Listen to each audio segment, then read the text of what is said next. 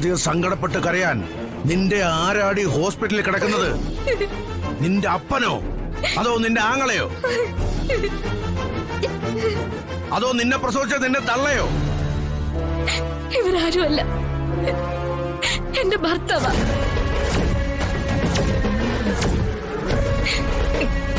എന്റെ കഴുത്തി താലി കെട്ടി എന്റെ പുരുഷനാ.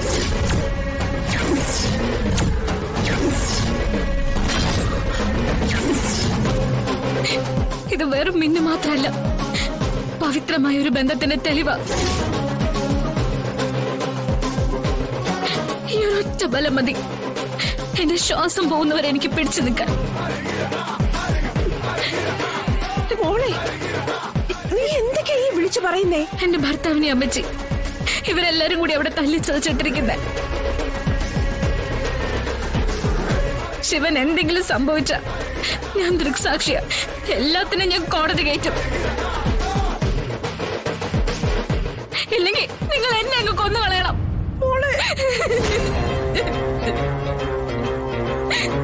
അപ്പൊ ഇവള് എടുത്തിയാടി ഒന്നും ചെയ്യണ്ട. വഴിയുണ്ട്, ഒരേ ഒരു വഴി.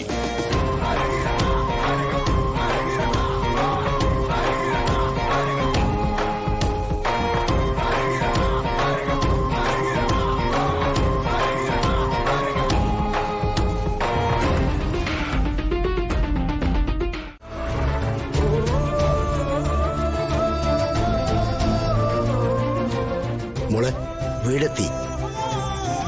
എനിക്കറിയാം രാമേട്ടാ, പക്ഷെ എനിക്ക് ഇറങ്ങാൻ തോന്നുന്നില്ല. ഞാൻ അവരോടൊക്കെ എന്താ പറയാ? അവര് ചോദിക്കുന്ന ചോദ്യങ്ങൾക്കൊന്നും എന്റെ ഉത്തരവില്ല. ഞാൻ പിന്നെ എങ്ങനെ അവരെ ഫേസ് ചെയ്യും? അവരുടെ എല്ലാവരുടെയും പ്രതീക്ഷയാണ് മോള്. അവര് കാണുന്നതും അങ്ങനെ തന്നെയാ. അതുകൊണ്ട് അവര് ചോദിക്കുന്ന ചോദ്യങ്ങൾക്ക് മോള് ഉത്തരം പറഞ്ഞേ വെക്കൂ.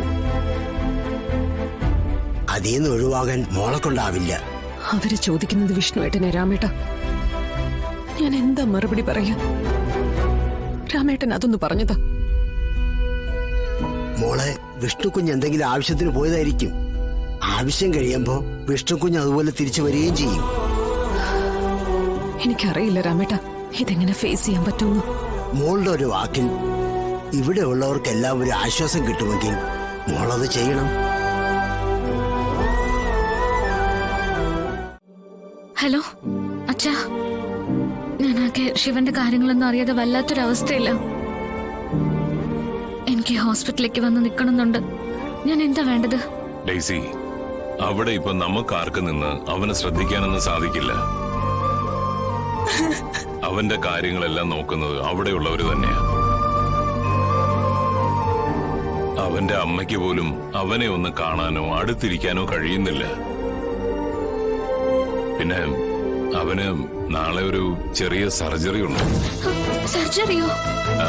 പേടിക്കാന് മാത്രമൊന്നുമില്ല. അവന്റെ ഹാർട്ടിന്റെ വാൽവിന് ചെറിയൊരു പ്രോബ്ലം.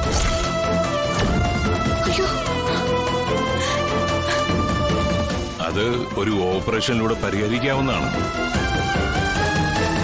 അവന്റെ അമ്മയോട് പറഞ്ഞത് തന്നെ ഞാൻ നിന്നോടും പറയാ. പ്രാർത്ഥിക്ക്, അവന് വേണ്ടിയിട്ട് മനസ്സുരുകി പ്രാർത്ഥിക്ക്. നമുക്ക് അവന് വേണ്ടി ചെയ്തു കൊടുക്കാവുന്ന സഹായവും അത് മാത്രമാ.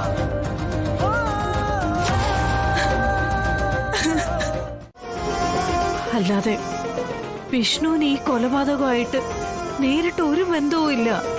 പിന്നെന്തിനാ അബൂബക്കർ വിഷ്ണുവേട്ടനെ ഇല്ലാതാക്കാനായി പിന്നാലെ നടക്കുന്നേ? വേലായുധനെ പോലീസ് പിടിച്ചപ്പോ ആ ബോഡി കണ്ടെത്താനായിട്ട് വിഷ്ണു കമലനെയും കൂട്ടി ഒരു ശ്രമം നടത്തി. ആ ബോഡി അവിടുന്ന് എടുത്തു മാറ്റാനായിട്ട്.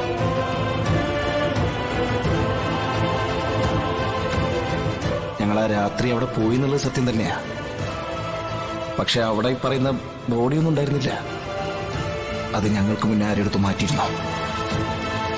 എന്നിട്ട് ആ ബോഡി എന്തേ? അറിയില്ല. അതറിയാവുന്നത് നിന്റെ അച്ഛന് മാത്രമാ. എന്നാലും ഒന്ന് നിങ്ങൾ രണ്ടുപേരും കൂടി. അയ്യോ മോളെ, മനഃപൂർവ്വം ചെയ്തതല്ല, അറിയാതെ സംഭവിച്ചു പോയതാ.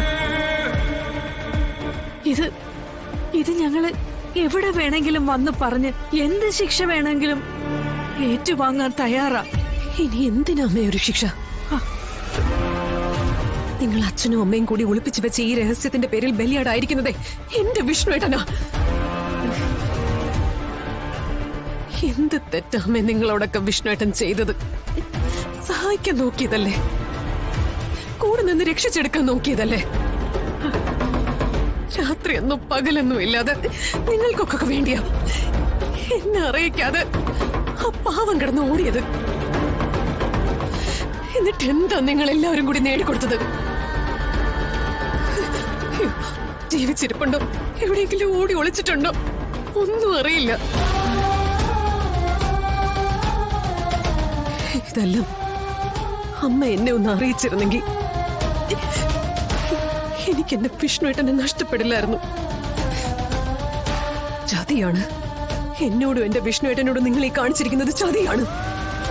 സ്വന്തം നിലനിൽപ്പ് നോക്കി മറ്റുള്ളവരുടെ ജീവിതം ഇല്ലാതാക്കിയിരിക്കുന്ന കൊടും ചതിയോ. എന്റെ പൊന്നു മോളെ, നീ ഇങ്ങനെ ഒന്നും പറയാതെ. ഞാൻ എന്റെ ചങ്ക് പൊട്ടി ചത്തുപോവും. ഞാൻ എങ്ങനെ പറയാതിരിക്കും? അമ്മ തന്നെ പറ.